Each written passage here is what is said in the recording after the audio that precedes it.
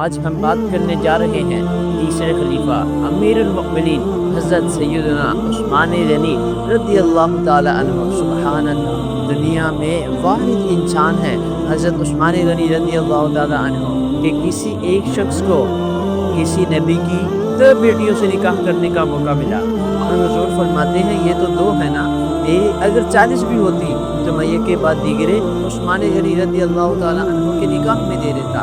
سبحان اللہ، نور کی سرکار سے پایا دشالہ نور کا، نور کی سرکار سے پایا دشالہ نور کا، وہ مبارک تجھ کو ذوالنورین جوڑا نور کا۔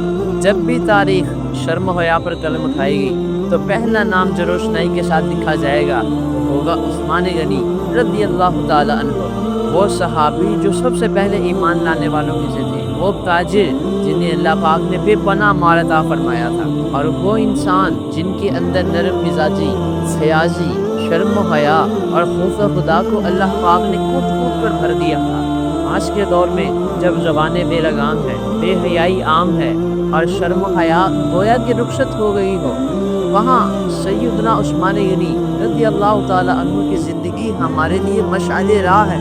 آپ فرمایا کرتے تھے کہ جب سے میں نے حضور نبی رحمت صلی اللہ تعالی علیہ وآلہ وسلم کے چہرہ انور کو دیکھا ہے، تب سے میں نے اپنی شرمگاہ کو بھی نہیں دیکھا۔ اور فرماتے ہیں کہ جب سے میں نے حضور نبی رحمت صلی اللہ تعالی علیہ وآلہ وسلم کی طرف اپنا ہاتھ بڑھایا ہے تو پھر میں نے اپنے ہاتھ سے کبھی گندگی کو نہیں چھوا۔ اللہ اکبر، یہ عثمان غنی حیاداروں کے سردار۔ آج دنیا میں کسی کے پاس دولت آتی ہے تو سب سے پہلے اس کا مزاج بدل جاتا ہے، وہ چاہتا ہے کہ اس کی ہر خواہش پوری ہو، پھر رشتہ دار، دوست، عزیز سب پیچھے رہ جاتے ہیں۔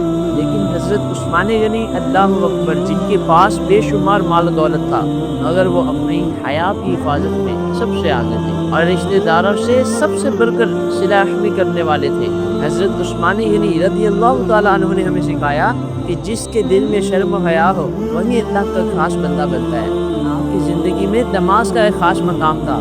آپ فرمایا کرتے جسے یہ یقین ہے کہ نماز اس پر فرض ہے اور وہ اسے بر وقت ادا کرے گا تو اللہ پاک اس کے لیے جنت واجب کر دیتا ہے۔ اور آپ کا اپنا حال یہ تھا کہ عشاء کی نماز کے بعد مصلی پر کھڑے ہوتے، پہلی رکعت میں 15 سپارے پڑھ دیا کرتے تھے اور دوسری رکعت میں 15 سپارے۔ اللہ اکبر، یہ تھی ان کی اللہ سے محبت، ان کی روح کی لگن اور آپ کی سخاوت۔ جب مسجد نبوی کی توسیع کا وقت آیا تو آپ نے مسجد نبوی کی جگہ خریدنے کے لیے بے دریغ مال خرچ کیا، مسجد کا فرش بچھوایا اور اپنی دولت سے دین کو تقویت بخشی۔ نبی پاک صلی اللہ تعالیٰ علیہ وآلہ وسلم نے ارشاد فرمایا، جو شخص اللہ پاک کی رضا کے لیے مسجد بناتا ہے اللہ پاک اس کے لیے جنت میں گھر بنائے گا۔ اور عثمان غنی رضی اللہ تعالیٰ عنہ نے یہ عمل کر کے دکھایا، اور آپ کا نرم مزاج حضرت عثمان غنی رضی اللہ تعالیٰ عنہ سے روایت ہے، حضور نبی رحمت صلی اللہ تعالیٰ علیہ وآلہ وسلم ارشاد فرماتے ہیں، وہ شخص ضرور جنت میں جائے گا جو نرم مزاج ہو، خریدنے میں، بیچنے میں، مانگنے میں اور ادائیگی میں۔ نرم مزاجی ایک مومن کی پہچان ہے، لیکن افسوس آج ہمارا لہجہ سخت ہے، مزاج تیز ہے اور برداشت ختم ہو چکی ہے۔ ہم اپنی طرف سے بہت چالاک ہو چکے ہیں، ہم دوسروں کی غلطیاں جمع کر کر کے انہیں گرا دیتے ہیں اور خود کو بلند سمجھتے ہیں۔ لیکن عثمان غنی رضی اللہ تعالیٰ عنہ نے ہمیں سکھایا کہ لوگوں کو ان کی کمزوریوں سمیت قبول کرو، کیونکہ تم بھی تو کمزور ہو نا، کیونکہ تم بھی تو مکمل نہیں ہو۔ اور آپ کا ایمان ایسا تھا کہ جب ایک جنازہ آپ کے سامنے سے گزرا تو آپ کھڑے ہو گئے۔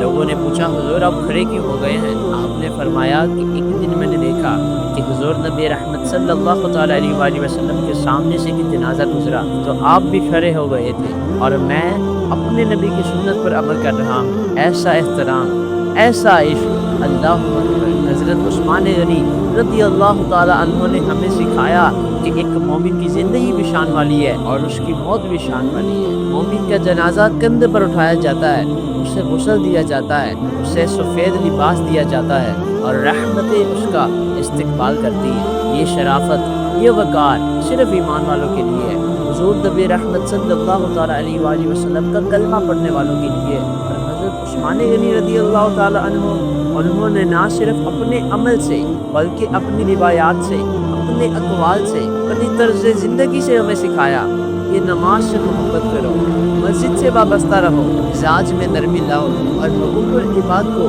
سب سے زیادہ اہمیت دو۔ اسلام صرف عبادات کا نام نہیں بلکہ دوسروں کے حقوق ادا کرنا یہی اسلام ہے۔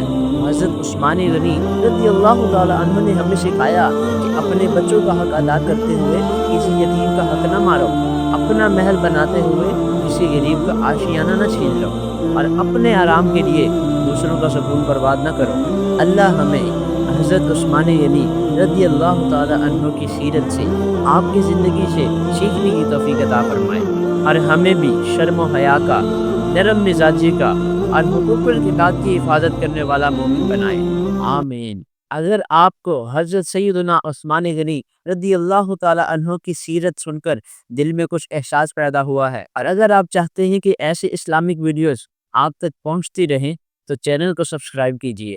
یہ ایک نیکی کی دعوت ہے، ہو سکتا ہے آپ کا ایک کلک کسی اور کے لیے ہدایت کا راستہ بن جائے۔ سبسکرائب کریں، نیکیاں پھیلائیں اور دعاؤں میں یاد رکھیں۔ جزاکم اللہ خیرا کثیرا، آمین یا رب العالمین۔